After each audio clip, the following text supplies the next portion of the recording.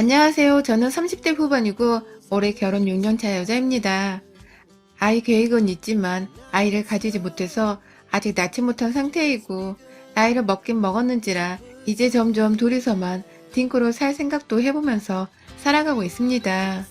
아쉬운 마음이 들어도 둘이서 살긴 살아가야 하니까요. 그간 아이 문제로 제가 남편이랑 싸우기도 정말 많이 싸웠고 그럼에도 결국 부부라며 이해를 해주는 남편이었기 때문에 서로 배려하고 잘 살고 있었습니다. 나이 먹어가니 애 문제는 그냥 살아가며 신경 쓰이는 일부에 불과한 문제였고요. 오히려 남편이 한두 번 잦은 병치레를 하고 나니 건강을 더 따지게 들고대면서 이제는 각자 잘 먹고 잘 사는 문제만을 놓고 살게 되더라고요. 저하고 남편은 둘 다 회사원이고 현재 연봉으로는 제가 남편보다 1,000만 원 정도 높은 편입니다. 남편은 정년이 보장되지 않은 대기업이고 저는 반면에 규모가 훨 작은 회사지만 제 업무 분야에서 인정받아 몇 번의 이직 끝에 현재 연봉에 만족하며 회사에 다니고 있으며 회사가 망하지 않는 한 제가 잘릴 일도 없습니다. 둘이서 같이 맞벌이를 하는데 아이는 없는지라 돈 나갈 일이 없어 모아놓은 재산도 있고 결혼할 적에 저랑 남편이 반반씩 마련한 지금 아파트에서 앞으로도 쭉 살 것이라 집 때문에 돈이 더 필요하거나 욕심낼 일도 없어요. 이런 저희한테 더 정확히는 남편이 아닌 저 혼자에게만 한 가지 신경 쓰이는 일이 있었습니다. 올해 애순돌이 대신 저희 시어머니셨죠. 저는 결혼하기 전에 그리 크게 시댁의 기대를 품거나 바라는 것이 딱히 없었습니다. 저희 친정어머니가 할머니한테서 시집살이를 좀 인정사정 없이 당하셨던 것을 어릴 적부터 보고 자라서 그런지 오히려 시자 들어가는 사람들한테는 결혼도 하기 전에 경계심이 생겼고 어떻게든 밉보이지 않고 숙이고 들어가는 일 없이 할 말은 하고 살 거라는 굳센 의지를 가지고 있었어요. 그 때문인지 웬만하면 콩가루 집안에 시집가고 싶지 않았고 이왕이면 상식적으로 젊은 며느리랑 말이 통하는 시어머니를 만나고 싶었습니다. 이왕이면 서로의 입장에서 한 번 정도 바꿔서 배려를 해줄 수 있는 그런 사람을 시댁으로 두고 싶었어요. 결혼을 안 하고 살겠다는 생각을 한 적은 없었기에 언젠가 결혼할 사람을 잘 찾아보고 싶다는 마음에 젊은 적에는 소개팅도 많이 나가봤었고 누가 소개팅을 주선해주면 굳이 마다하는 편도 아니었어요. 그렇게 여러 남자 만나보고 제 딴에는 제가 원하는 스타일에 제 기준에 맞는 그런 남자와 결혼을 했습니다. 남편은 일단 함께 돈을 모아서 집을 살 정도로 모아놓은 자기 재산이 있었고 시아버지는 돌아가셨지만 시아버지가 남겨놓으신 땅을 팔아 그 돈으로 서울에 집 하나를 가지고 계시는 시어머니도 계셨고 남은 돈은 남편과 도련님께 물려주겠다고 진작에 유산을 넘겨주신 덕분에 저로서는 시어머니가 경제적으로 독립성을 가지고 계시고 그래서 남편도 경제적으로 여유가 있겠구나. 그럼 불필요하게 시집살이를 당할 일도 없고 또 경제적으로 시모를 모시거나 챙겨야 하는 상황까지 쉽게 가지는 않겠구나 싶었어요. 하지만 결혼을 해보고 나니 눈에 바로 보이는 것과는 전혀 다른 이면이 있더라고요. 결혼하고 나서 이 정도로 제가 마음고생하고 살 줄은 정말이지 저희 엄마를 봐서라도 단 한 번도 상상해보지 않았는데 결국 딸은 엄마 팔자를 닮는다고 하더니 딱 그 말이 그 말이었습니다.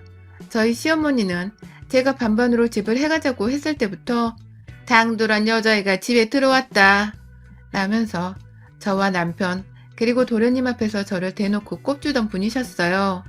거기서 첫 단추를 잘못 끼운 건지는 모르겠지만 여자가 돈 있는 척을 하고 남자 앞에서 돈을 썼다고 자기 아들 기죽이고 살기 딱 좋을 관상이라고 하시더라고요. 갑자기 상견례나 인사를 드릴 때에도 안 하던 관상 얘기를 하니 저로서는 기분이 나쁜 건 둘째치고 저 얘기를 하는 의도가 무엇인지 상당히 불쾌했습니다. 그런데 저한테 관상 얘기를 할 때마다 남편 잡아먹을 거라고 남편이 집안에서 저 하나 때문에 제대로 길을 편 채로 두 발 뻗고 살 수 없는 관상이라고 점점 그 수위가 높아지니 이 모든 게 다 저를 괴롭히기 위해서 작정하고 퍼부으시는 악담이라는 것을 알게 되었죠. 제가 결혼을 31살에 해서 그리 나이가 어린 편도 아니었고요.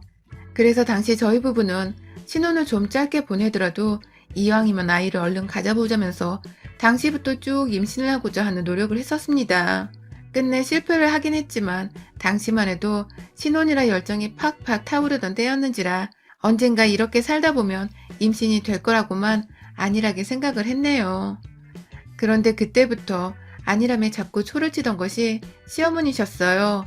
분명히 관상이 자기 아들을 죽일 상인데 아이를 못 가지는 것도 다 그런 이유에서 벌어지는 게 아니겠냐면서 자신의 관상리에게 타당성을 부여하는데 그걸 자꾸만 제 불임으로 부여를 하니 밤마다 울컥해서 남편 앞에서 눈물을 쏟은 적이 한두 번이 아니었습니다.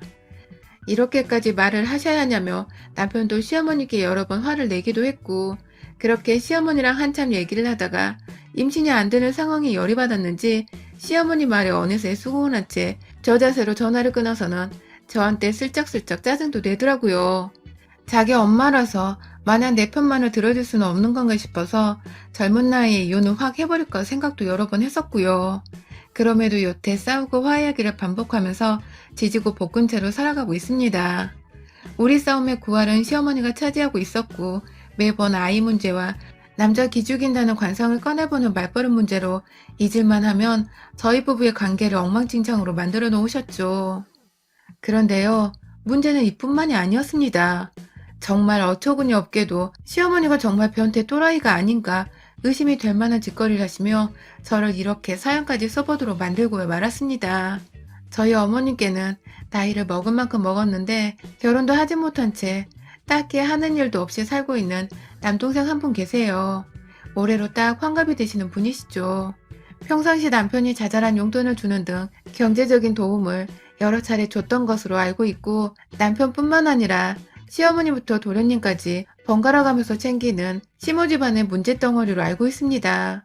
결혼하면 남편도 우리 엄마한테 단점은 딱 하나 있는데 그건 바로 결혼 못해 혼자 늙어가는 우리 외삼촌이야.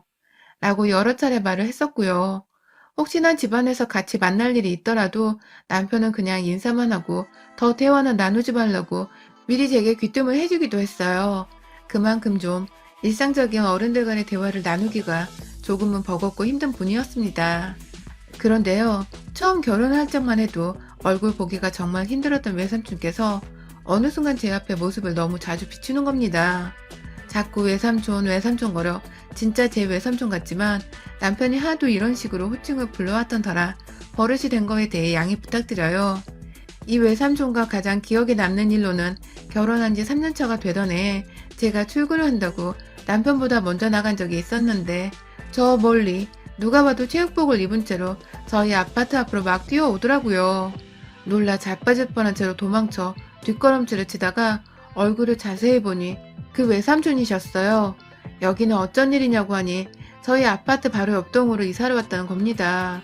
저희 남편한테 심지어 말도 안 하고 시어머니도 딱히 말을 해준 적이 없으셨고 그냥 자기 혼자 이사 오고 싶어서 이사를 왔대요.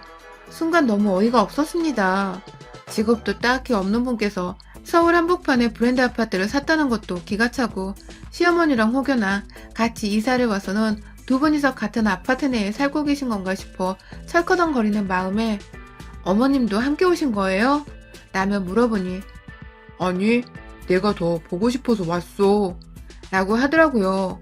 무슨 농담을 해도 그런 기분 나쁜 농담을 하시나 싶어 급히 전 출근한다고 자리를 비켰고 그날 남편한테 출근하며 연락을 해서 외삼촌이 옆동으로 이사 오신 걸 알고 있었냐고 하니 화들짝 놀라대요. 그날을 계기로 저는 부쩍 자주 출근길에 하필 외삼촌을 자주 마주했고 그러다 결국 제가 너무 아침마다 마주치기 부담스러운 나머지 출근길에 웬만하면 조금 늦더라도 남편이랑 같이 집을 나서곤 했습니다. 둘이서 몇 번 같이 팔짱 낀 채로 출근하는 모습을 본 그분은 신기하기도 그 후 더 이상 아침의 모습을 보이지 않았고요. 그것 말고도 외삼촌은 굳이 자신의 며느리도 아닌데 직계가족도 아닌데 저한테 무슨 연락을 할 것이 있는지 시어머니를 통해서 제 연락처를 알아내셨어요. 같은 아파트 사는 저희 남편한테 물어보거나 그냥 오다 가다 만나 자연스럽게 물어보는 것도 아니고 시어머니를 통해서 번호를 얻었죠. 그리고는 언제 퇴근해? 오늘 뭐 먹을 거야? 라면서 시답지 않은 질문을 해댄다거나 내가 좋아하는 술이 있는데 아까 편의점에서 1+1 세일을 하는 걸 봤어 라면서 마치 저하고 같이 술이라도 한잔 하고 싶다고 말하는 듯 하는데 도저히 그 우정을 모르겠는 말들을 하니 미치겠는 노릇이었습니다. 무엇보다 저희 시어머니는 여전히 그 와중에도 제게 임신 타령을 하시면서 내가 뭘 했어? 너는 내 아들 깃 빨아먹고 살려니라고 내가 몇 번을 말했냐? 관상이 너무 안 좋더라니까. 라고 저한테 잊을만 하면 제가 남편 옆에 있으면 안 되는 계집년이라고 하니 이놈의 시어머니 남매 때문에 제가 죽어나가겠더라고요. 무슨 남매가 저렇게 하나는 저를 미치도록 싫어하고 다른 하나는 한마디라도 더 나눠볼 건덕지가 없는지 자꾸 들이대는데 두 사람이 한 가족 한편은 맞는 건지 싶었습니다. 차라리 외삼촌이 저희 시아버지셨다면 절 좋아하라는 만큼 제가 잘 해드렸을 텐데 이건 좀 뭔가 많이 이상했어요. 괜히 긁어 부스럼 만들며 없는 시아버지를 만들고 싶지도 않은데 자꾸 주변을 맴돌며 나타나는 외삼촌을 상대하는 게 점차 귀찮고 버거워지기 시작했죠. 그렇게 꾸준히 시간이 흘렀음에도 여전히 밀고 당기기를 반복하며 살던 중 하루는 시어머니가 제게 하루 정도 회사를 안 나가면 안 되겠니? 네가 꼭 필요해서 그런다. 라면서 처음으로 회사를 나가지 말란 말을 하셨습니다. 무슨 일인지는 곧 죽어도 말을 안 해주신 채로 그냥 제가 필요하다면서 며느리 도움을 받아야 하는 일이라고만 하셨어요. 제 맘대로 회사를 막 안 나가고 그럴 수는 없는 것이어서 죄송하단 말씀을 드린 채 회사를 그냥 나갔는데 그 후 무려 2번이나 더 시어머니는 회사를 하루 정도 비우라는 요구를 해오셨습니다. 이게 참 처음에는 시어머니 꼴보기가 너무 싫어서 거절을 했지만 자꾸만 정중하게 안 하던 예의를 갖추시며 제가 필요하다고 하니 저도 끝까지 거절하기가 힘들더라고요. 그 사이 제 남편한테 다 일러바치기라도 했는지 남편도 엄마가 너 요즘 많이 찾으시는 것 같던데 우리 엄마도 이제 많이 늙으셨어. 마음을 조금씩 풀면서 다가가주면 안 돼? 라고 속도 모르는 말을 던져대는데 그냥 한번 만나드리고 말자는 마음에 속눈샘을 치고 하루 월차를 낸 채 회사를 쉬었습니다. 그런데요, 제가 월차를 냈다는 소리에 갑자기 전날까지만 해도 지 엄마한테 가주라고만 하던 남편이 아니 왜 엄마 만나러 가는 거야? 라면서 왜 그랬냐고 화를 내더라고요. 그냥 무시를 하고 일이나 할 것이지 왜 갑자기 살가운 며느리 노릇을 하냐며 막 화를 내는데 저도 너무 황당한 겁니다. 지가 나한테 했던 소리를 까마득히 잊어버린 건지 갑자기 왜 시어머니를 만나러 가냐며 물어보는 남편의 말에 기가 막혀서 대화가 안 통한다며 입을 꾹 닫아버렸어요. 기분이 생각할수록 자꾸만 더러워지고 역 같았습니다.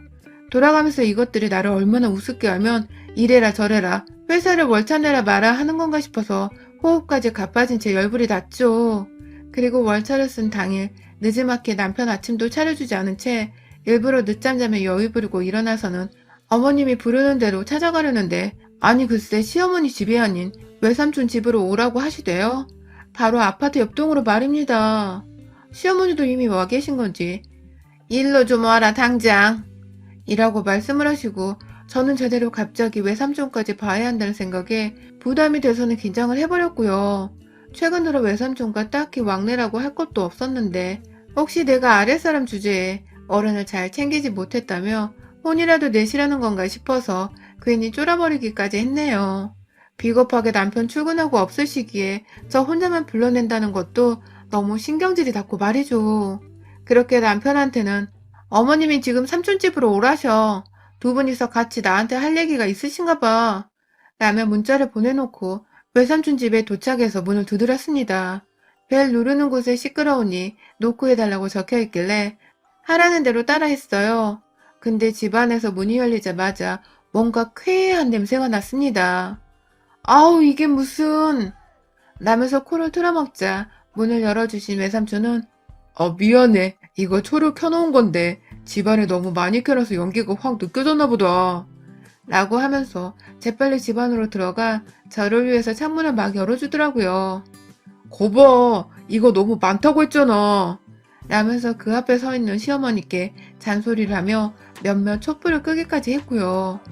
누가 보면 저 하나 기다린다고 초 켜놓고 서프라이즈하는 제 남편이라고 생각을 할 정도였습니다. 왜 저렇게 민감하게 내 얘기를 잘 듣고 또 내 취향을 배려해주나 싶어 부담스럽기까지 한 그 순간 저는 보고야 말았습니다. 안방문으로 살포시 보이는 시뻘건 레이스의 침대와 그 주변에 놓여져 있는 꽃잎을 말입니다. 그건 분명히 첫날밤 보내는 신혼부부를 위해서 호텔에서 준비해주는 장미꽃 같은 것이었고 누가 봐도 그 방 안은 첫날밤을 치르려는 커플들이 뜨거운 밤을 보내게 하려고 만들어 놓은 야릇야릇한 분위기의 방이었어요. 순간 저도 모르게 시어머니 남매를 번갈아 보면서 뒷걸음질을 치려는데 외삼촌이 그러더군요. 난 사실 오늘만을 기다렸어.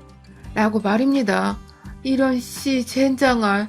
저게 무슨 소린가 싶어 인상이 완전 찌그러졌는데 옆에서 시어머니가 내가 누누이 말했잖아. 너는 관상이 딱 네 남편 기를 빨아먹을 관상이라고. 남자 구워먹을 관상이라니까 네가. 너는 계속 그렇게 내 아들 옆에서 이혼도 안 하고 그렇다고 애를 낳는 것도 아니고 그따위로 붙어있으면서 피를 쪽쪽 빨아먹으려고 하는가 본데 절대로 그렇게는 안 돼. 나는 내 아들을 챙겨야겠고 내 아들이 어떻게든 이세를 포기해야겠어. 네가 한 번만 눈 감아주면 될 일이야. 불 꺼놓으면 남자는 거기서 거기야. 얼굴은 남이라 생각하고 몸뚱이는 온전히 네 남편이라고 생각을 해. 그렇게 잠깐 즐기기만 하면 될 일이야. 내 동생은 준비되었다는데 너도 됐지? 라고 하셨어요. 저요. 불현듯 이게 무슨 일인지 집안꼴을 보고서 확신을 했고요. 설마 저 방 안에 10백원 레이스 침대와 장미꽃이 다 나를 위한 짓거리인가 싶어서 저도 모르게 소름 끼친다고 소리를 질러버렸고요. 급기야 내가 이해할 수 있도록 설명을 해 제대로 라면서 윽박을 지르자 시어머니가 말하려는 걸 급기야 외삼촌이 말리면서 여자는 남자가 다뤄야 해. 내가 말할게. 너랑 내가 그냥 좀 즐겨보는 거야. 같이 잠자리를 가지고 네가 마음에 들어한다면 나는 쭉 너한테서 네 몸종이 되어줄 의향이 있어. 난 전적으로 네 의사에 따를 거야. 난 내 몸이고 내 마음이고 너한테 다 퍼줄 준비가 되어 있어. 라면서 다가오는데 제가 그만 그 환갑된 아저씨의 복부를 주먹으로 가격해버리고 말았습니다. 이 미친 노망난 할방구가 어따 대고 감히 잠자리를 언급해? 네가 감히 뭔데 주제도 모르고 20살이나 어린 여자한테 네 몸이라 마음을 주네만 해요. 이것도 진짜 쌍으로 또라이들 아냐? 야, 니들 확 나한테 고소당하고 싶어? 이것들이 나이 처먹고 한다는 짓이 어디서 감히 내가 네 며느리고 네 조카 와이프야. 이 정신 빠진 환자들아. 라면서 두 남매에게 소리를 질러댔고 이내 거실에 여전히 켜져있던 초 몇 개를 들어다가 욕을 하며 거실바닥에 확 던져버렸어요. 뜨거운 촛능이 거실로 퍼지면서 저 노망난 것들 발바닥에도 떨어진 건지 아 뜨거! 하면서 오두방정을 떨길래 저도 모르게 웃어버렸어요. 진짜 늙어 빠진 것들이 이제 마흔도 안 된 여자애 하나 두고서 아주 지랄을 했다. 그치?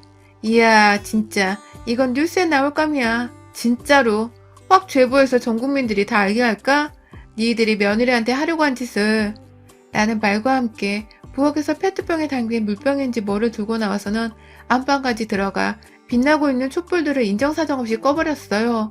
이제 보니 그간 자꾸만 저한테 관상 어쩌고 하면서 임신을 못하는 저를 핍박하던 시어머니가 급기야 옆에서 결혼도 못하고 늙어가고 있는 남동생이 저를 좋다고 하니 어떻게 해보려고 둘이서 합방을 시키려고 한 것 같은데 그 핑계를 자꾸만 자기 아들한테 자식을 보게 해주고 싶어서 그러는 거라면서 감성팔이를 한 거더라고요. 제가 지 남동생과 잠자리를 가지게 되어 자식을 낳으면 그 아이는 남편의 아이라고 거짓말을 해도 되었고 저는 저대로 지 남동생과 계속해서 잠자리만 가지면서 지 남동생의 성욕을 풀어주는 도구로 살게 할 참이었던 것 같습니다. 그러니 외삼촌도 저를 향해서 지는 준비가 되었다는 괘씸한 소리를 해대고 있었던 것이었습니다. 오늘만을 기다렸던 소리를 하는 걸로 봐서는 그간 여러 차례 저와의 잠자리를 상상하고 꿈꾸고 또 준비를 했던 것 같은데 그 생각을 하니 제 머릿속은 더 미치고 펄쩍 뛰게는 노릇이었습니다. 그런 목적으로 이미 몇 년 전부터 우리 옆동으로 이사를 와서는 내 얼굴을 보려 하고 나랑 좀 친해져 보겠다고 연락을 했던 것이구나 싶어서 더욱 몸소리치게 열불이 나서는 마지막으로 손에 든 꺼진 촛불들을 다 죽어 이 노망난 것들 하며 시모 남매한테 던져버리고는 그 집을 빠져나왔어요. 나오면서 기분이 너무 거지 같아서 미친 듯이 우려잡혔고 집에 들어가서도 내내 소파에 엎드려서 이불 발차기를 하면서 더러운 이 심정을 좀 진정시켜 보겠다고 발악을 하고 있었는데 생각보다 빨리 저희 남편이 집에 왔습니다. 네, 제가 외삼촌 집으로 시어머니 때문에 불려갔다는 소리를 듣고는 남편이 급하게 집으로 저를 찾아왔더라고요.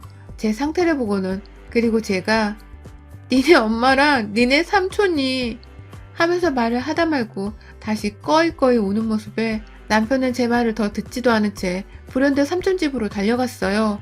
정말 미친 경주마가 되어버린 듯이 자기 삼촌 집으로 달려가 버리던 남편, 그리고 그날 한참이 지나 집으로 돌아온 남편의 손에서는 시뻘건 피가 묻어져 있는 것을 보았습니다.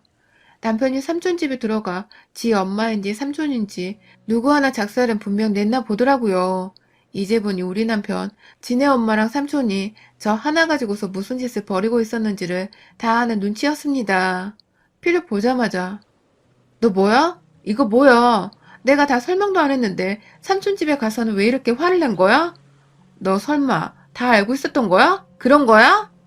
하면서 거의 오열에 자빠지기 직전으로 남편 멱살을 잡은 채 이실 짓고 하라고 뺨때구를 때려댔고 결국 남편은 제 앞에서 무릎을 꿇고서 말하더라고요.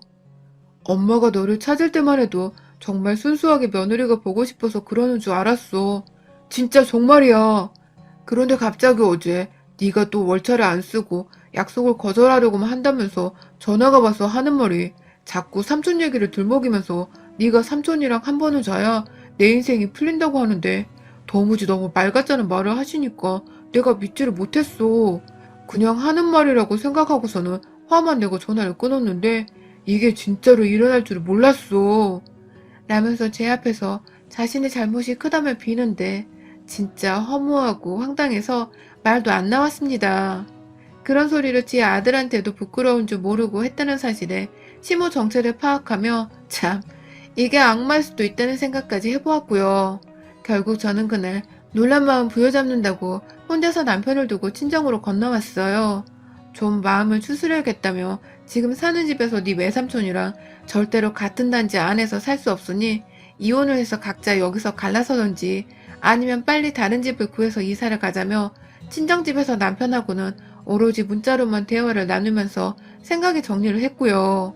남편도 자기 엄마와 외삼촌이 하려던 짓거리를 도저히 믿을 수가 없었는지 제 말에 무조건 따라주기로 결심을 하고는 곧바로 집을 팔겠다고 내놓더라고요. 그렇게 저는 애 못 낳고 산 지 6년 동안 남편 기 빨아먹고 구워먹는 관상 가진 년이란 욕이란 욕을 다 처먹고는 이 못난 꼴까지 보고 난 후에야 비로소 시어머니에게서 완전히 떨어지게 되었고 덩달아 저에게 흑심을 품은 60 할방구 외삼촌에게서도 완전히 연락을 끊어버릴 수 있었습니다.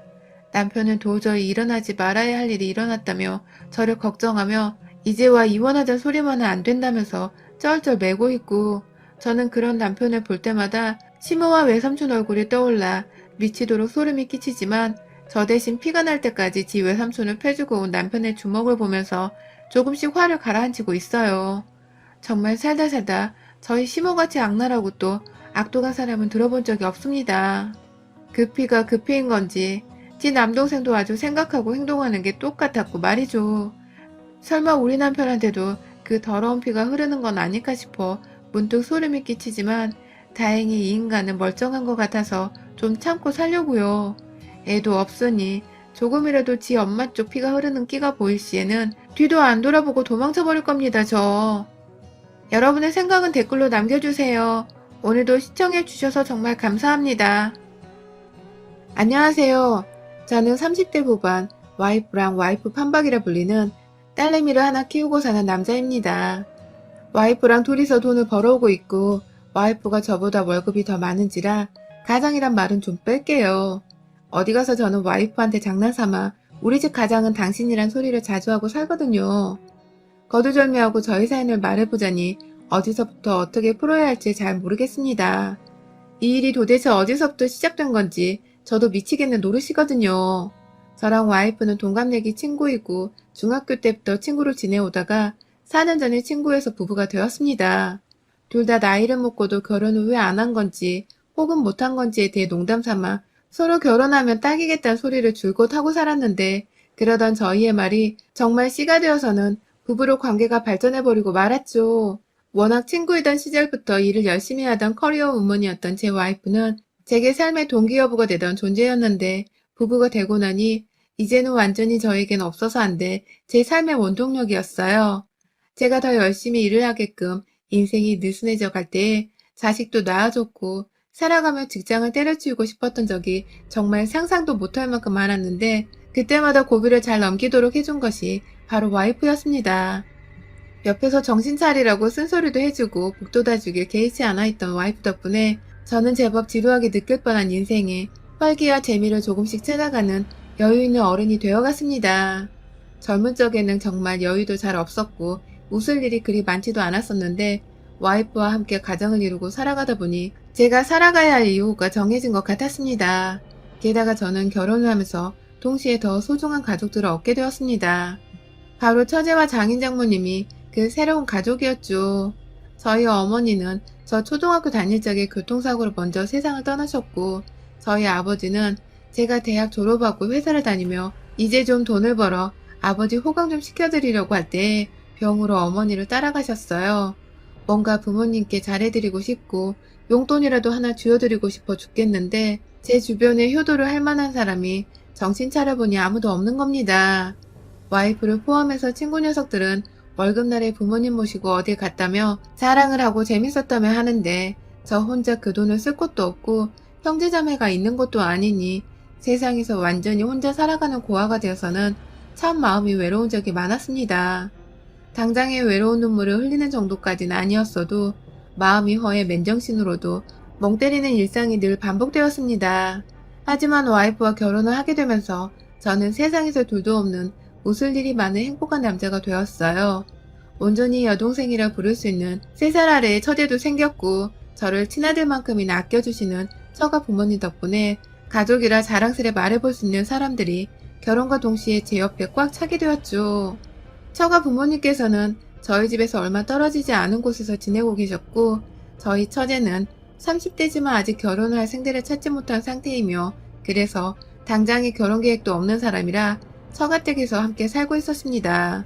다행히 처제의 직업이 번듯한 덕에 혼자 살면서 부족함이 없이 사는 편이었고 함께 사는 처가 부모님께 자기 혼자 3인 생활비까지 책임져가면서 살고 있더라고요. 그래서 저희 와이프가 여동생을 향해 착하고 반듯한 애라면서 칭찬을 늘 늘어지게 하곤 했어요. 처제도 언니가 자신을 예뻐하는 것을 아는지 언니뿐만 아니라 저한테도 불편함을 느끼지 않고 오히려 막내답게 애교를 부리면서 자주 연락도 해왔고 또 야식을 먹거나 술 한잔하고 싶으면 부담없이 저희 집에 와서는 같이 맥주 한 잔을 까기도 하면서 정말 한가족이 되어 잘 지내왔어요. 우리 때문에 처제가 밖에서 남자를 만나거나 데이트를 하지 않는 게 아니냐는 말이 나왔을 만큼 처제는 어째 밖에서 사람을 만나며 노는 것보다 저희 부부의 집에서 저희랑 같이 술 마시고 수다 떠는 걸 더 좋아하는 것 같았습니다. 그런 말을 우스갯소리로 처제한테 하면 처제는 형부, 난 형부 같은 사람이랑 결혼을 하고 싶은데 내 주변은 눈 씻고 찾아봐도 형부 같은 사람이 없어. 그래서 내가 밖에 나가서 사람을 만나고 싶지가 않은 거야. 여기 오면 형부가 있는데 밖에 나가서 남자를 만날 이유가 없잖아. 라고 말을 했어요. 그러면 옆에서 와이프가 그건 아니지. 형부는 언니 남편인데 네가 내 남편 옆에서 보고 싶다고 자꾸 찾아오면 우리가 부부만의 시간을 가질 수가 없잖아. 라면서 농담 반 진담 반을 건네며 얼른 정신을 차리고 짝을 만나라며 잔소리를 던졌죠. 물론 웃음기 가득한 채로 말입니다. 그럴 때면 처제도 늘 노력하고 있어. 노력한다고 되는 문제가 아니니까 문제지. 라면서 마찬가지로 장난으로 맞받아치며 대화를 껄끄러움 없이 마무리를 하곤 했죠. 그렇게 친근한 처제와 함께 어울려 지내면서 저희 부부는 딸아이도 낳았고 아이 생긴 뒤로는 거의 매일같이 집에 놀러와서 조카 구경을 하는 처제의 도움을 받아서 육아도 하고 가끔 와이프랑 데이트도 나가며 서로 상부상조하며 잘 지냈습니다. 처제가 조카 사랑이 워낙 지극했던 덕분에 조금 지나친 법도 할 만큼 매일같이 저희 집을 들락날락거렸으나 저로서는 북적이는 집이 훨 좋았기 때문에 오늘 처제를 막지 않았고 가끔 장인 장모님도 함께 오곤 하셨는데 그런 날에는 다같이 밥을 먹으며 모처럼 가족들 연례 행사 마냥 참 재밌는 시간을 보냈어요. 애교 많은 우리 딸내미 덕분에 온 가족이 다 행복해 했습니다. 정말 겉보기에도 그렇고 속을 들춰봐도 그렇고 문제라고 할 것이 하나도 없었어요. 그러던 중 와이프가 코로나 시국을 뚫고서 얼마 전 출장을 가게 된 적이 있었습니다. 하필 변이바이러스로 난리가 나버린 인도로 가는 출장이었어요.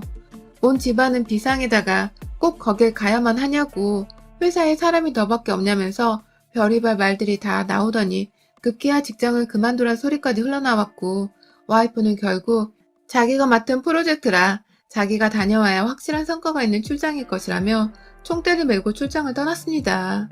그렇게 2주 다녀오고 나서 한국 돌아와서는 당연히 자가격리를 한다고 서울 안에 있는 호텔로 자가격리금 들어가게 되었고요. 다행히 자가격리 비용은 아내 회사에서 다 경비 처리를 해주는지라 돈 부담을 가질 것이 전혀 없었기에 와이프도 아이를 생각해서 안전하게 자가격리 숙소로 들어가 격리하는 걸 택했습니다. 그런데요, 와이프가 출장을 떠나 집을 비웠던 그 순간부터 최근 와이프가 서울에 돌아와서 자가격리를 하고 있던 그 총 4주간의 시간 동안 저한테는 너무나도 충격적인 일이 일어났습니다. 혼자 아이를 데리고 있어야 한다는 부담감에 와이프가 출장을 떠나기 전부터 처가 식구들한테 도와달라는 도움을 요청했습니다. 제가 출근한 사이에는 원래 아이를 어린이집에 맡겨놨었는데 그냥 처가댁에 아예 출근길에 맡겨놓고는 퇴근하고 나서도 처갓집에서 장모님이 차려주신 저녁까지 먹고는 집으로 아이를 데려오곤 했죠. 저로서는 아이를 맡길 수 있는 분들이었기에 마음이 더 놓였고 퇴근길에 아이를 제 시간에 데려와야 한다는 시간의 쫓김이 있지도 않았기 때문에 솔직히 전보다 더 편했습니다. 그냥 이대로 와이프가 출장에서 돌아오더라도 처가 어른들께 돈을 좀 드리고서 아이를 맡아달라 부탁을 드리면 어떨까 하는 생각까지 할 지경이었네요. 아무튼 그렇게 처음 며칠은 처가댁에서 저녁 먹고 아이랑 둘이서만 집으로 돌아왔는데 그 후부터는 처제가 저를 따라서 같이 집까지 바래다 주겠다며 따라 나서더라고요. 처가댁에서 집까지 걸어가면 30분이 채 걸리지 않았는데 유모차에 아이를 태워서 설렁설렁 산책 겸 가던 저를 따라서 옆에서 쫄랑대며 따라오기도 했고 아이 유모차를 본인이 끌고 싶다면서 저한테 유모차 손잡이를 낚아챈 적도 있었습니다. 뭐 거기까지는 전부 다 별것 아닌 일이었고 오히려 처제한테 고마웠어요. 엄마가 없어서 불안한 아이한테 도움이 되고 싶다면서 직접 조카 걱정을 해주며 한 번이라도 더 챙겨주려고 하는 것이었기 때문입니다. 본인도 퇴근하고 와서 몸이 많이 힘들 텐데 그런 내색 한 번 하지를 않고 아이를 챙겨주니 그저 고마웠고 그래서 저도 처가댁에 가서 처제를 마주할 때마다 특히 고맙다는 소리를 하면서 가끔 퇴근길에 디저트도 사가고 커피 쿠폰도 여러 챙겨줬습니다. 그냥 보통의 형부와 처제 사이에 그런 감사의 표현이었어요. 그런데요, 그 주 주말에 출근을 안 하니까 제가 아이를 그냥 하루 종일 집안에 데리고 있었는데 토요일 오후 늦지막히 처제가 연락도 없이 집에 왔어요. 아이를 한 번이라도 못 보면 발바닥이 근질거려. 라면서 조카가 보고 싶어 왔다고 하더라고요. 하지만 그렇게 집안에 들어온 처제의 태도는 이전과는 좀 달랐습니다. 확연하게 할 말이 있는 것 같다는 느낌을 지울 수가 없었는데 행동하는 걸 보니 제가 더 혼란스러울 지경이었어요. 처제가 글쎄 집안에 언니가 없단 게 실감이 안 나. 그냥 이대로 사라져버릴 수도 있는 걸까? 라고 하는 겁니다. 무슨 말을 해도 그런 말을 하는지 자기 언니가 사라질 수도 있다는 말이 뭔 말이냐고요. 농담이지? 라고 말을 건네자 처제는 농담 같아? 나 지금 그래 보여? 라면서 좀이 아니라 많이 찜찜한 끈적거리는 눈빛을 보내오는데 순간 당황해서 그 눈빛을 피해버리고 말았어요. 더 쳐다보고 있으면 정말로 상상하기 싫은 이상한 오해를 처제에게 줘버리고 말겠다는 생각이 들어버렸기 때문입니다. 너무 갑작스럽게 결혼하고 처음으로 처제한테서 경험해보지 못한 기분을 느껴본 것이었죠. 당황한 걸 떠나서 제 마음에 겁이 덜컥 날 정도였습니다. 눈빛 한번 진하게 보내는 것일 뿐일 수도 있는 건데 그런 처제를 순간적으로 여자로 볼 뻔한 제 자신한테 욕도 나오면서 뭐가 되었든 처제와 형부의 야릇한 관계 뭐 그런 거시기 같은 관계로 의심받기가 싫었기 때문에 처제가 약간 필요이상으로 행동을 하면 경계를 확실하게 해줄 참이었습니다. 하지만 그날 그리고 그 다음날도 처제는 주말임에도 불구하고 혼자 있을 제가 걱정이 되어 왔다면서 친히 점심에 저녁까지 다 차려주었고 집에 갈 생각을 하지 않은 채 제 옆에 꼭 붙어 딸아이랑 놀아주며 우리 셋 완전히 가족 같아 그치? 이모 그냥 너 엄마 하면 안 돼? 이모도 엄마 잘할 수 있는데 나는 말 같자는 말을 재밌다고 얘한테 건네고 얘는 또 그걸 진지하게 받아들여서는 울먹이며 아빠 엄마는? 엄마 어딨죠? 하며 갑자기 엄마를 찾다가 결국 엄마 보고 싶다고 울음을 터뜨리기도 했어요. 다시 찾아온 평일에는 아이를 다시 처가댁에 맡긴 채 출근을 했는데 퇴근하면 거의 일과처럼 저를 따라 나와서는 저희 집까지 바래다 주었고, 집에 굳이 들어와서는 살림살이가 잘 되어가는지 빨래랑 설거지 같은 걸 챙겨주더라고요. 저로서는 살짝 부담되기 시작했던 게 그 둘째 주부터였어요. 아내가 출장 간 첫 주에 처제에 대한 이상함을 느꼈고, 둘째 주부터는 완전히 처제가 나한테 딴 맘이 있다는 확신이 들기 시작했죠. 하다 집으로 돌아오는 길 아이 끄는 유모차에서 저랑 자꾸 손을 부딪히더니 급기야 제 손을 잡으려고 한 적도 있었습니다. 제가 황급히 떼버리자 본인도 민망했던지 "에고 손이 부딪혔네?" 라면 방긋 웃어 보였고 "손이 시리면 팔짱 끼는 건 괜찮겠지?" 라면서 제 팔짱에 손을 넣기도 했습니다. 진짜로 지나가는 모르는 사람이 보면 우리 사이인 완전히 부부로 보겠을 정도로 말이죠. 유모차에 아이도 있으니 우리는 딱 아이 낳고 사는 부부로 보이기에 충분했습니다. 심지어 저희 이웃 아주머니가 밤중에 저희 처제를 보고는 당연히 제 와이프인 줄 알았는지 "부부가 오늘 또 산책을 하네. 보기 너무 좋다." 라면서 아무렇지 않게 저희 부부한테 인사를 하신 적도 있었죠. 이쯤 되니 저도 처제와의 관계가 걱정되어 아내가 인도를 떠나던 금요일에 결국 처가댁에서 아이를 데리고 집으로 가는 길에 또 저를 따라 나오던 처제한테 "아니, 오늘은 혼자 가는 게 좋겠어. 그러니까 따라오지 않았으면 해." 라면서 무안을 준 채 혼자 집으로 돌아왔고요. 저한테 "무슨 일 있어요? 저한테 화났어요?" 하면서 갑자기 존대를 쓰면서 문자를 보내는 처제 문자는 갑자기 겁이 나 그냥 씹어버렸어요. 내가 무슨 답장을 하냐에 따라 앞으로 처제와의 관계에 변화가 생길 수도 있단 겁이 덜컥 났기 때문입니다. 그러다가 와이프가 어느새 한국에 도착했다는 사실을 알렸고 여전히 일을 해야 해서 바쁘다며 가끔 나누는 전화 말고는 그리고 보여주는 호텔랑 사진 말고는 서로 영상통화도 제대로 하지를 못했어요. 시차 때문에 처음 이틀 동안은 와이프한테 전화 한번 하는 것도 힘들었고요. 그러면서 저는 내내 처제를 멀리하려고 일부러 처가댁에 가서도 일부러 해야 할 일이 있다면서 장모님이 차려주시는 저녁을 먹지도 않은 채 후다닥 아이만 데리고 나오기를 반복했고요.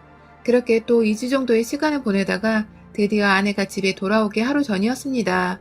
이내 다음날 12시에 자가격리 호텔에서 체크아웃을 할 예정이었고 저는 아내를 아이와 함께 데리러 갈 참이어서 서로 다음날의 계획을 다 세워둔 채 굉장히 들떠했었는데요. 저녁이 되어 처가댁에서 평소처럼 아이를 데리고 혼자 집에 왔고 집 청소를 좀 하다 보니 저도 모르게 체력방전이 되었는지 잠이 솔솔 오더라고요. 아이랑 같이 놀다가 아이가 밤 9시가 채 되지 않아 잠이 들길래 저도 일찍 잠이나 자야겠다면서 혼자 샤워까지 싹 다 마치고서는 다음날 볼 아내를 기다리며 안방으로 들어가 잠을 청하려 하는데 아주 잠깐 시간이 흘러 밖에서 누가 문을 열었어요. 잠기가 밝은 편이라서 순간적으로 문 닫히는 소리에 눈이 떠졌고 본능적으로 몸이 일으켜져서는 뭔 일이냐면서 방 밖으로 뛰쳐나갔는데 불을 켰더니 아무도 없었어요. 내가 잘못 들은 건가 싶은 반신반의로 아이 방으로 후다닥 달려가 봤는데 제가 진짜 다 큰 성인이 되어서 바지에 오줌을 지릴 뻔했습니다. 글쎄 처제가 그 방 안에서 제 아이를 빤히 쳐다보며 이마를 쓰다듬고 있더라고요. "너 지금 뭐 하는 거야?" 라며 얘가 깨건 말건 상관없이 대뜸 소리를 질러버렸습니다. 진짜 놀라 자빠질 뻔했는지라 애가 깨면 안 된다는 생각까지 미처 하지를 못했네요. 그러자 처제는 형부한테 가려고 했는데 라면서 제자리에서 일어나더니 눈을 뜨는 아이의 눈에 손을 덮어주며 다시 자라고 억지로 한참 재우려는 신용을 하다가 제가 입만 떡 벌린 채 하나도 어이가 없어 빤히 쳐다보고 있자 형부 하면서 저를 데리고서는 아이 방을 후다닥 빠져나왔어요. 저는 아이 앞에서 몸싸움을 하기 싫었는지라 저를 미는 처제의 손에 이끌려 아이 방을 나왔고 다행히 방 안에서 아이가 우는 소리를 내지 않았기 때문에 다행이라는 듯이 거실에서 처제와 말을 나눠보려 했는데 글쎄 처제가 저를 안방으로 데려가는 겁니다. 그러더니 "나 정말 이런 말 하기 싫은데 오빠한테 이 말을 꼭 해야겠어." 라면서 저랑 와이프가 결혼하기 전에 부르던 오빠랑 호칭을 쓰면서 무게를 잡더라고요. 뭔가 알 것도 같은 처제의 말을 어떻게 듣고 반응해야 하나 싶어 긴장을 딱 잡고 있는데 처제가 점점 더 저한테 다가왔습니다. 자꾸 가까이 다가오면서 제 눈을 절대 피하지도 않고 오히려 끈적한 눈빛으로 저를 금세 두 팔로 휘감기라도 하려는 듯이 점점 더 빠른 걸음으로 다가오는데, 그런데 처제가 저를 벽으로 밀쳐내면서 제 귀에다 대고 말했어요. 내가 오빠 한번 꼬셔보려 했어. 그러려고 했어. 그런데 도저히 난 언니처럼 쓰레기 같은 짓은 못하겠더라고. 난 도저히 못하겠더라. 라고 말입니다. 이게 무슨 소리냐면서 가까이 다가가 흐느끼며 속삭이는 처제를 떼어냈습니다. 똑바로 말을 하라고 흐느끼기만 하는 처제의 어깨를 쥐어잡고 흔들며 도대체 갑자기 나한테 왜 이러는 거야? 우리 이러면 안 되는 사이인 거 몰라? 라면서 막 화를 냈더니 그제야 처제 입에서 제대로 각 잡혀 나오던 말들은 너무나도 충격적이었던 바람에 제가 이성을 놓고야 말았네요. 방 안에 있던 와이프의 화장대 위에 화장품부터 시작해서 그 안 서랍에 둔 장식품부터 시작해 온갖 걸 갖다 던져대면서 분노를 표출했어요. 글쎄 알고 보니 와이프는 인도로 출장을 간 것이 아니라 남자랑 바람을 피운다고 제주도로 한 달 살이를 하러 간 것이었습니다. 인도 출장 2주에 자가격리 2주, 총 4주 되는 시간 동안 집을 비웠던 이유는 다름 아닌 상간남이랑 놀고 먹고 그지다라 가기 위한 밑밥이었을 뿐이고, 그걸 도대체 처제는 뜬금없이 어떻게 알고 있는 거냐면서 내가 처제 말을 어떻게 믿냐면서 불나게 화를 내니 처제가 그러더라고요. 그 상간남이 언니랑 놀아난 그 잡놈 새끼가 바로 내 남친이니까 라고 말이죠. 이게 무슨 콩가루 집안 전개 스토리인지. 글쎄 아내가 바람을 피운 상대가 다름 아닌 언니한테 소개시켜주고 싶다면서 만나다가 인사까지 시켰던 처제의 남자친구였더라고요. 저한테 남친이 있단 소리를 하지도 않았는지라 전혀 눈치를 채지 못하고 있었는데, 아무래도 처제와 아내는 자매 사이다 보니 남자 관계에 대해서 서로 얘기를 나눴었나 본데, 하필 와이프가 애까지 낳은 년이 동생의 남친이란 놈과 바람이 나서는 들러부터 놀아난 것입니다. 그러다 하다 한 달 제주살이까지 하러 떠난 상황이었고요. 하지만 처제가 꺼낸 다음 말이 더 충격이었어요. 언니가 지금 밤 비행기로 오고 있어. 오늘 밤 서울 도착해서 자가격리 한다고 뻥친 그 호텔로 체크인을 한 후에 다음날 호텔로 마중 나오는 형부를 아무렇지 않게 맞이하는 게 언니랑 그 새끼의 계획이야. 어쩔래? 나랑 지금 김포공항 가서 돈 연놈 잡아올래 말래? 라고 하더군요. 지체할 이유가 없었습니다. 공항까지 가는 길이 늦을 것 같아서 아예 처제하고는 곧장 아내가 묵는다고 한 호텔로 갔습니다. 혹시나 싶어서 호텔 가자마자 자가격리 환자 보호자인데요. 그 사람이 몸이 안 좋은지 연락이 안 된다.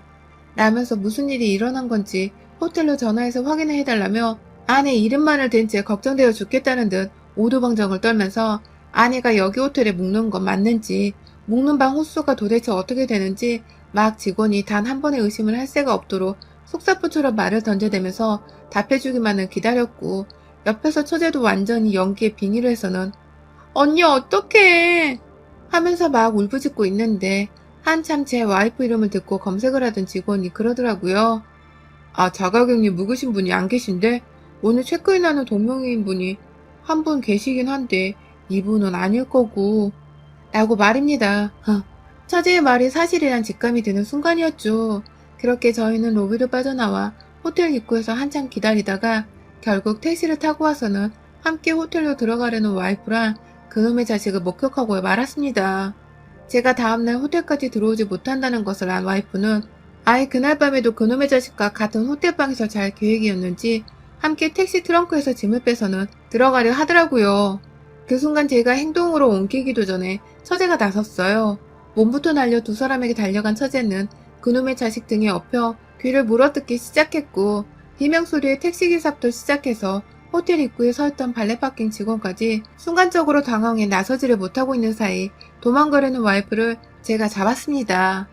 잡자마자 황급히 뒤돌아 제 얼굴을 확인한 와이프의 놀란 얼굴에다가 뺨을 갈겼고, 자식 새끼가 집에서 엄마 기다리며 사주를 기다렸는데 동생 남친이란 놈이랑 그렇게 붙어먹었냐며 그 앞에서 머리카락 움켜쥐고는 처제의 남친이란 놈의 머리카락과 함께 굳은게 잡아당기며 벼랑간 욕이란 욕을 막 던져댔어요. 고소를 하려는데 너무 적나라하게 들켜버려 고소할 맛이 안 나. 어떻게 나한테 이럴 수 있어? 네가 어떻게? 라며 그 앞에서 주저앉아 결국 이성을 잃은 채 목 놓아 울었고, 한참이나 우는 제게 와이프가 싹싹 빌면서 한 번만 용서를 해달라고, 자기가 그냥 육아랑 회사 생활이 너무 힘들어서 회사에 사표를 낸 기념으로 잠깐 여행을 떠나고 싶었던 것이라며 말 같지도 않은 변명을 뱉어내는데 결국 저는 그 말에 더 정이 떨어져서는 네 퇴직금 다 내 통장으로 넣게 해줄게 라는 말과 함께 처제를 데리고서 그 자리를 도망치듯 빠져나왔습니다. 저와 마찬가지로 울고불고 하는 처제한테 야, 네가 뭐가 아쉬워서 저런 쌍놈 새끼 때문에 울고 있어. 제대로 복수해주면 그만이야. 아주 얼굴도 못 들고 다니게 해주면 그만이라고 하며 데리고 와선 그날 저는 남자로서 쪽팔린 줄은 알지만 제 친구 녀석들이 다 얽혀있는 그 페이스북에다가 오늘 아내 불륜 현장을 잡았다고 회사 사표 낸 걸 거짓말하고서 출장 간다고 하고는 제주도 여행을 다녀온 년이라 이혼한다는 장문의 글을 하나 남겼습니다.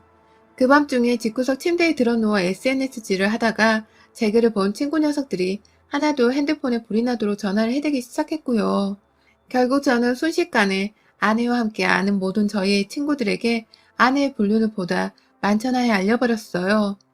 당연히 제 페이스북 댓글창에 아내를 태그까지 하면서 미친년이라 욕을 적어놓은 제 친구들도 있었고 아내랑 절교를 하겠다면서 욕바지 마냥 욕을 퍼부는 여사친 녀석들도 있었고요. 그렇게 와이프는 하필 회사를 그만두고 불륜남이라 여행을 떠났다가 졸지에 갈 곳도 없는데 친구 녀석들이랑 자기 페이스북에까지 불륜녀로 도배가 되어서는 완전히 매장을 당해버렸네요. 전 당근 회사를 잘 다니고 있었고 책임져야 할 내 자식도 있었기에 하지만 절대로 이 아이한테 그 더러운 년은 엄마를 부르게 하고 싶지 않았기 때문에 당장 와이프와의 이혼을 결심했습니다. 오늘이랑 내일도 퇴근하고 변호사와 소송 상담 일정이 잡혀있고 저는 처제까지 대동해서 처제가 그간 남친을 통해서 모아놓은 처제만의 증거자료까지 얻어서는 제대로 소송을 준비하고 있습니다. 아내한테 뿐만 아니라 그 상간놈한테까지 걸어버릴 소송을 말입니다.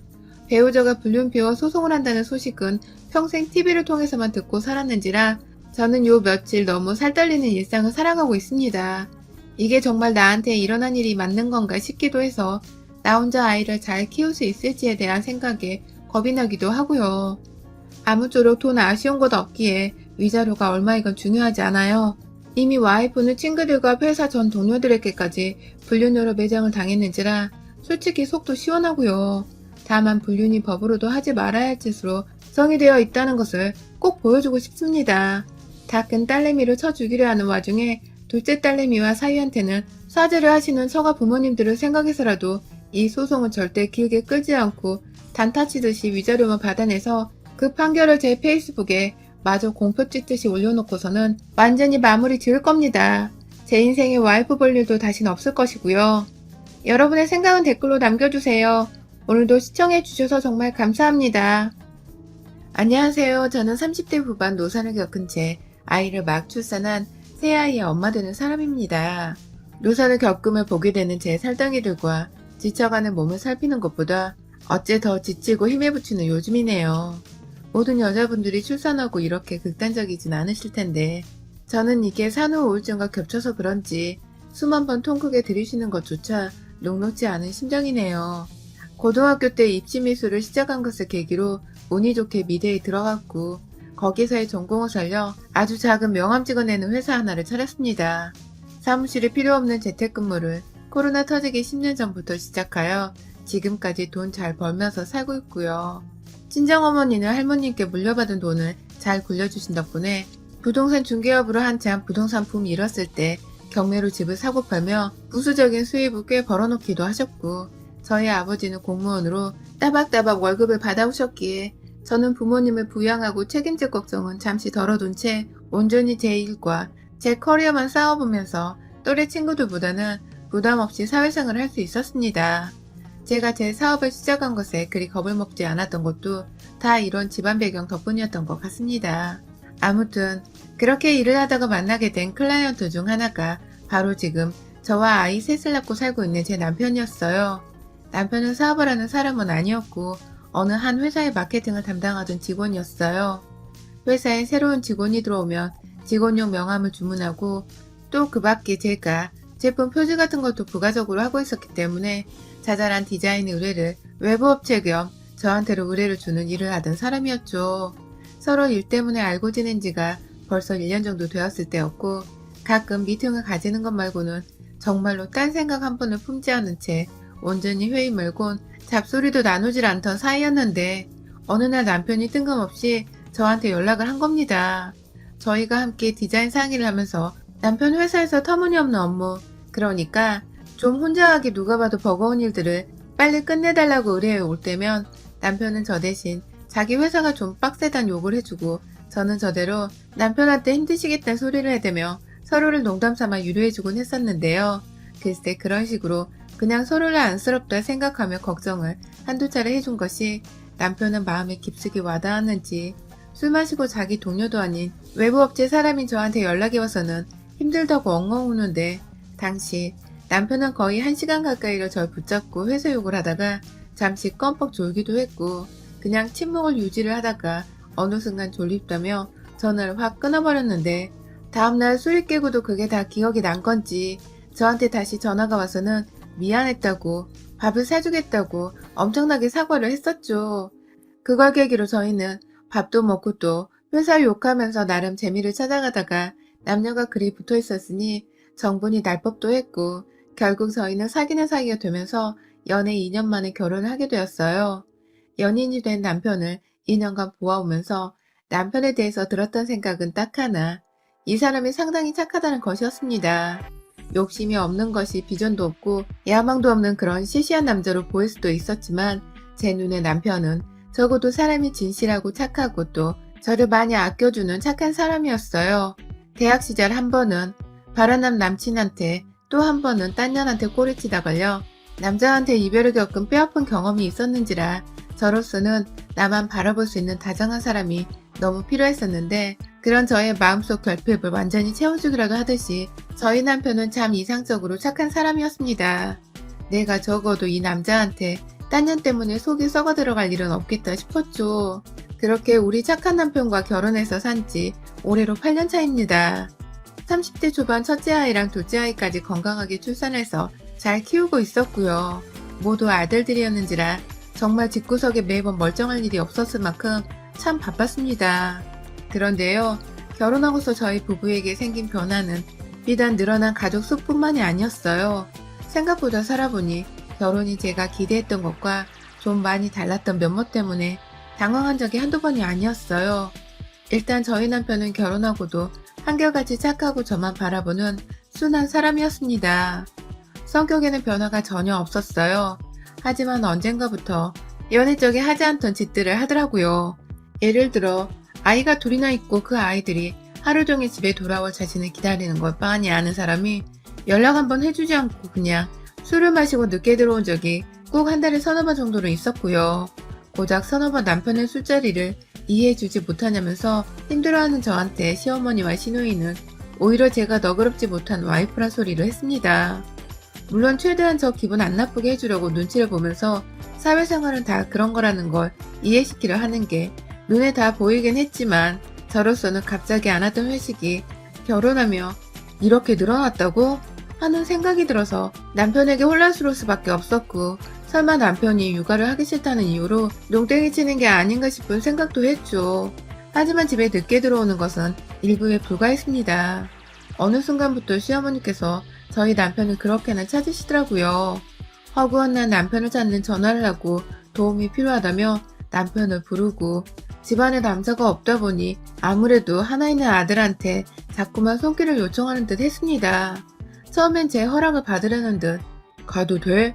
라고 물어본 뒤에 시댁에 갔던 남편도 어느 순간부터 말도 없이 혼자 이미 시댁에 갔다가 늦지막히 집에 돌아와서는 오늘도 회식한 거야? 라고 물어보는 저한테 아니 엄마가 불러서 잠시 다녀왔어 라면서 대답을 하는 경우가 빈번해졌고요. 저로서는 아무리 저와 아이들한테 옆에서 잘해주는 남편이더라도 여자로서 그리고 며느리로서는 화나고 또 섭섭해지더라고요. 제 핸드폰 문자에 답장도 늦게 하는 편이고 전화를 해도 전화기가 꺼져 있는 적도 많으니 저도 모르게 대학 시절에 저 몰래 딴 년 만나고 추파 던지던 그놈의 자식들이 떠오르기까지 하더군요. 얘를 둘까지 낳아놓고 사는 남편이 이러니 저로서는 걱정되고 혼란스럽기 그지없었습니다. 그러던 중 제가 36에 임신을 했어요. 셋째를 말입니다. 다정한 남편을 어떻게든 집에 발길을 더 붙여놓겠다면서 남편하고 가지는 잠자리만큼은 애가 둘이나 있는 것을 완전히 잊은 채로 처녀 행세를 하며 최선을 다하는 편이었는데요. 이게 효과가 있었는지 남편도 주고 결혼한 내내 저하고의 잠자리는 잊지 않고 꼬박꼬박 챙기는 편이었어요. 오죽하면 제 생리 주기까지 남편이 다 꿰고서는 먼저 잠자리를 가지고 싶은 날을 계획까지 해서는 알려주기도 했죠. 그렇게 살다 보니 더는 아이를 가지지 않아도 되겠다 싶은 나이였음에도 불구하고 임신이 되더라고요. 막상 아이를 임신하니 이왕이면 나를 쏙 빼닮은 딸아이가 태어났으면 좋겠다는 욕심도 생기고 그렇게 친구 같은 아이로 키우고 싶다는 상상도 하게 되며 나름 기분 좋게 상상의 나래를 펼쳤습니다. 아이가 점점 뱃속에서 자라나는 동안 남편은 전혀 달라진 게 없었고 오히려 이제는 회식이 아닌 시댁을 자주 가면서 집을 비우곤 했었지만 저는 다 이해를 하려고 했어요. 결국 지 엄마인데 지도 엄마가 부르는데 마냥 거절을 할 수 있겠나 싶어서 최대한 이 사람을 이해하려고 했죠. 이해를 하지 않으면 화를 내지도 않는 남편이 제 앞에서 미안해. 나는 한마디만 하면서 더 이상 아무 변명도 하지 않는 바람에 제 속이 더 타들어갈 지경이었거든요. 제 태교를 위해서라도 제가 그냥 무시를 하고 남편의 행동을 이해하는 게 100번 옳은 일이란 깨달음을 셋째 아이를 가지며 얻게 된 것이었습니다. 그렇게 셋째는 첫째랑 둘째보다 좀 더 쓸쓸하게 태교를 했고 결국 시간은 흐르더니 아이를 낳아버렸어요. 소원대로 예쁜 딸아이를 낳게 되었고 저는 순식간에 정신을 차려보니 새 아이의 엄마가 되어 있었습니다. 마냥 좋을 것이라 여겼던 남편과 사소한 마찰부터 여러 고민과 걱정을 가진 채 이 사람과 아이를 한둘도 아닌 셋을 낳아버렸더라고요. 싫든 좋든 결국 이 남자는 내 아이의 아빠란 생각을 하게 되며 저는 조금씩 집구석에서 자리를 자주 비워대는 남편에 대해 이해를 해보려 했고 막내 아들을 출산하고 나서는 남편은 신경을 덜 쓴 채 오로지 제 건강만 더 챙기려고 했습니다. 그간 제가 결혼 생활을 하며 받은 스트레스를 엄마랑 열심히 씹으며 풀었는데 출산하면서 엄마가 수고했다고 비싼 산후조리원 예약도 해주신 덕분에 몸조리도 잘 했고요. 집으로 돌아와서도 엄마가 아이를 돌봐줄 이모님을 고용해줘서 아이 돌보는 것에는 능숙했지만 이모님 도움을 받으며 좀 더 편하게 새 아이를 키울 수 있었습니다. 그 사이 시어머니와 시누이는 예쁜 손녀딸 보겠다며 영상통화를 자주 걸어오셨고 또 저희 친정엄마가 저희 집에 자주 와 계셨는데 몇 번 무작정 집에 왔다가 저희 엄마가 좀 불편해하는 내색을 비추자 그 후부터는 어머니 집에 계시니? 라는 질문을 꼭 한 번은 하고서 엄마가 없다고 하면 집에 가도 되냐는 질문을 한 채 집에 오셨어요. 그러면 저는 잠시 어머님이랑 시누이가 아이를 봐주시는 동안 살림을 하면서 남은 두 아이를 케어할 수 있었고요. 차라리 이모님이랑 단둘이서 혹은 친정 엄마까지 껴서 아이를 보는 게 훨 마음이 편했지만 시가 식구들이 자꾸 찾아오는 것도 그리 나쁘지만은 않았어요. 와서 딱히 딴지를 거는 사람들도 아니셨고 그냥 와서 정말로 아이들만 신나게 보던 분들이셨던지라 저로서는 제가 혼자 자유시간을 즐길 수 있는 시간을 더 벌 수 있어서 좋았죠. 좋게 생각을 하려고 했던 것 같습니다. 그런데요, 하루는 저희 큰아들이 세탁기 안에 반짝거리는 종이를 우르르 떨군 적이 있었어요. 애들이 흔하게 치는 사고 같은 것이었죠.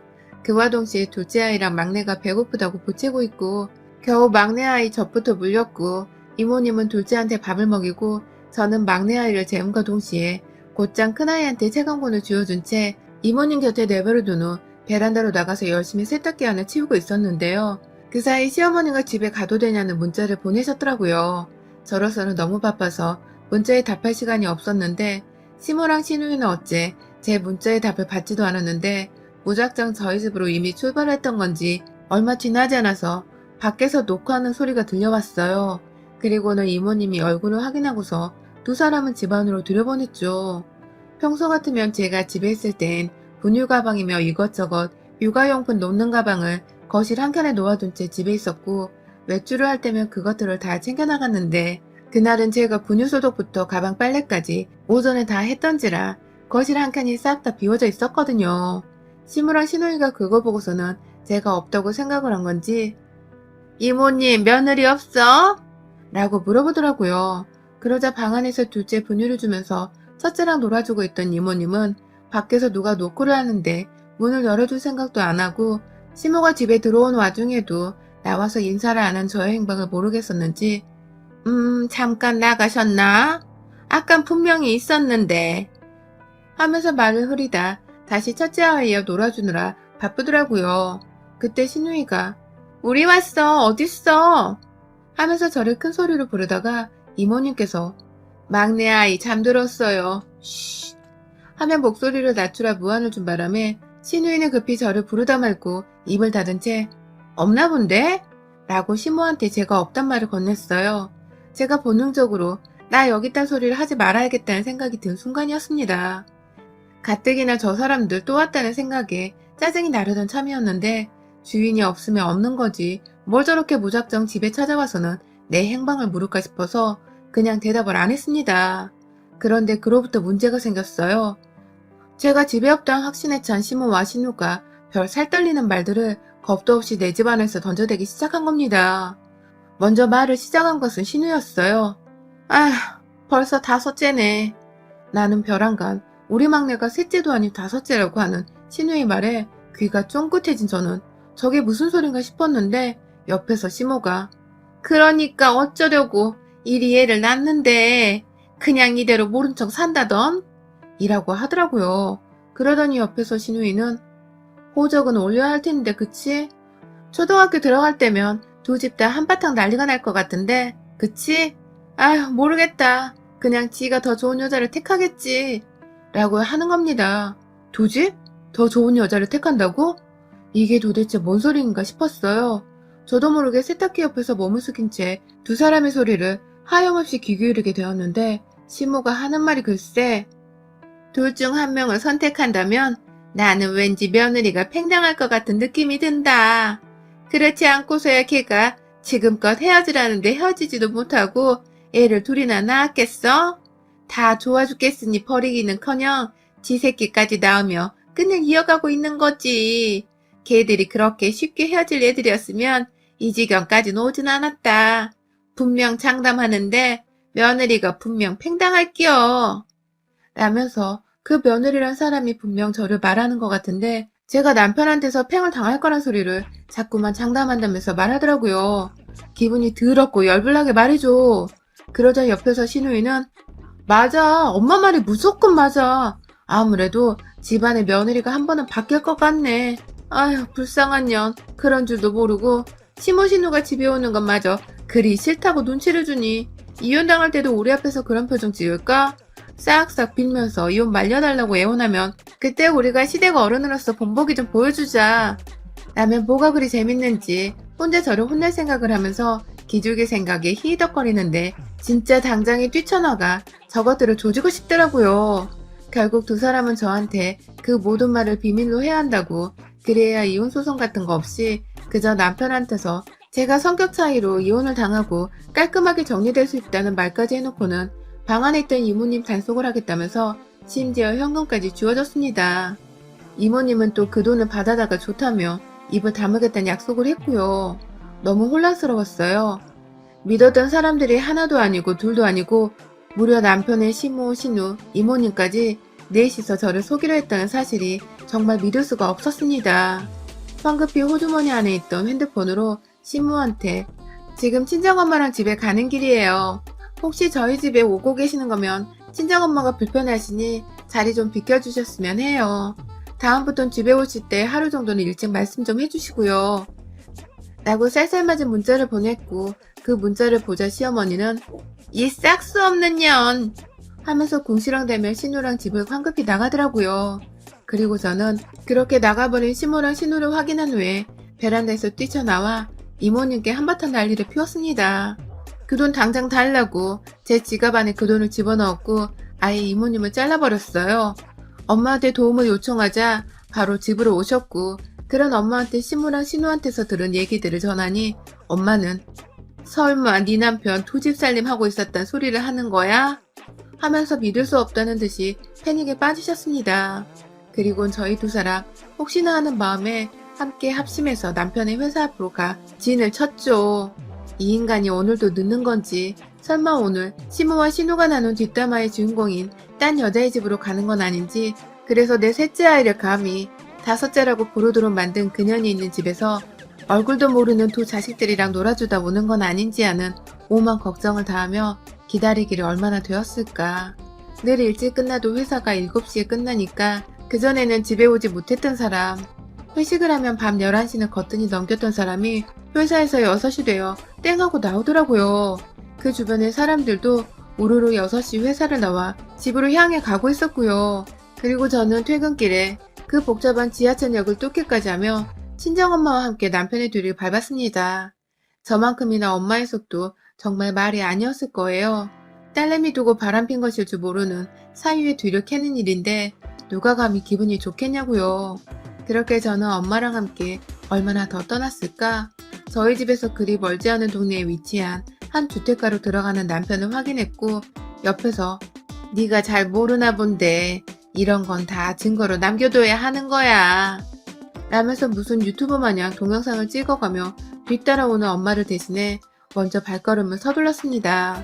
그리고 집 안으로 계단 따라 올라가는 남편의 뒤를 바짝 쫓아 문이 채 닫히기도 전에 문 안으로 들어가는 남편의 등짝을 밀친 채로 문을 활짝 당겨 들여다봤더니 이런 씨발라 먹을 새끼 설마 했는데 그 안에 글쎄 제 첫째 아들보다 살짝 어려 보이는 남자애 하나랑 제 둘째 애랑 나이가 같아 보이는 애 하나가 아빠 하면서 저희 남편을 향해 다가오려다가 뒤에서 들이닥친 저를 보고는 기겁을 하며 뒷걸음질을 치더라고요.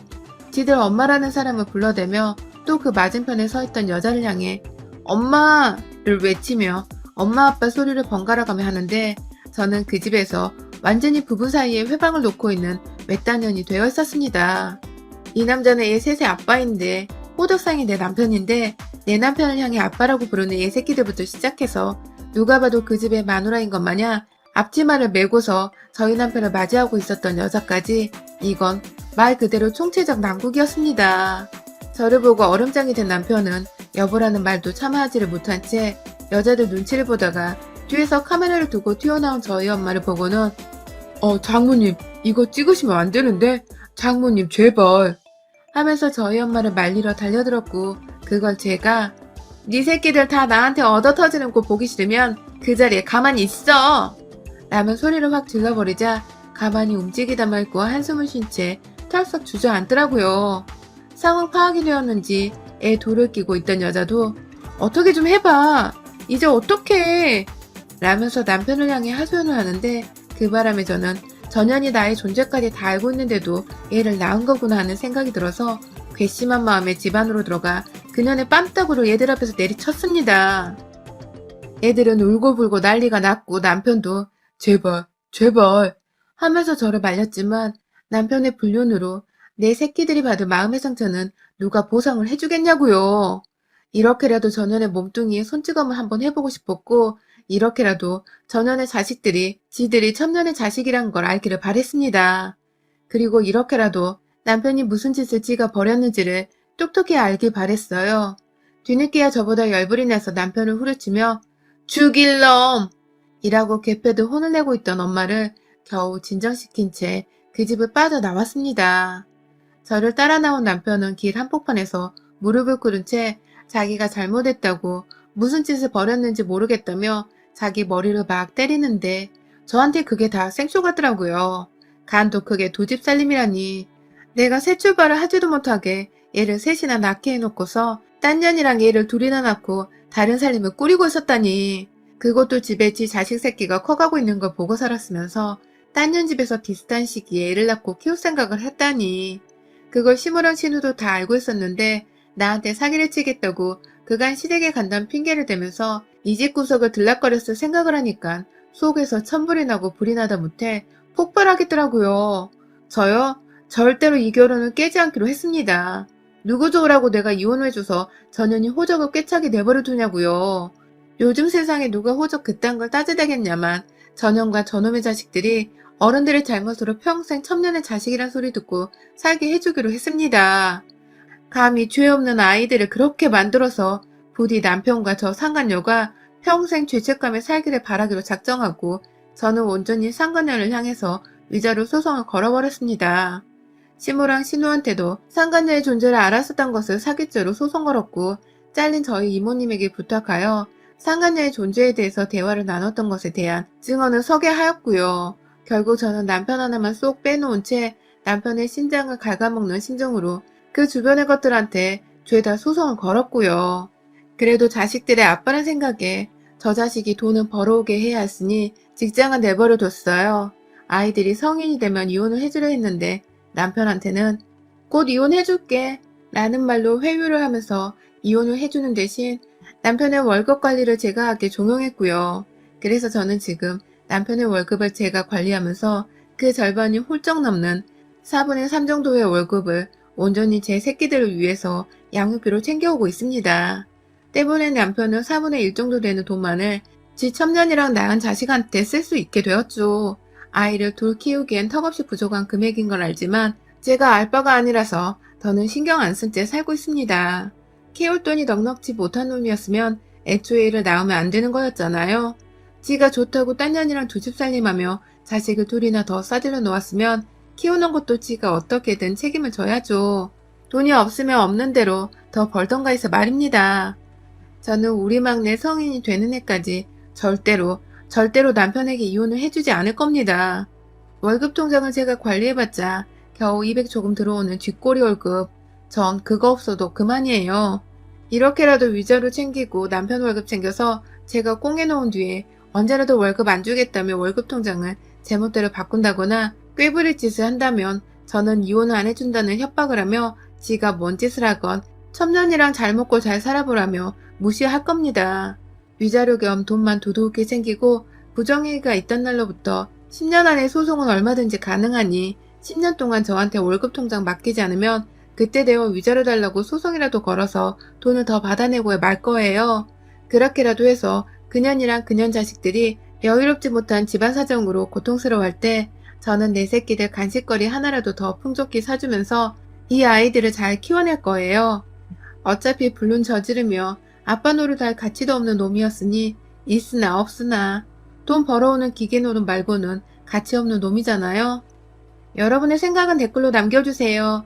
오늘도 시청해주셔서 정말 감사합니다.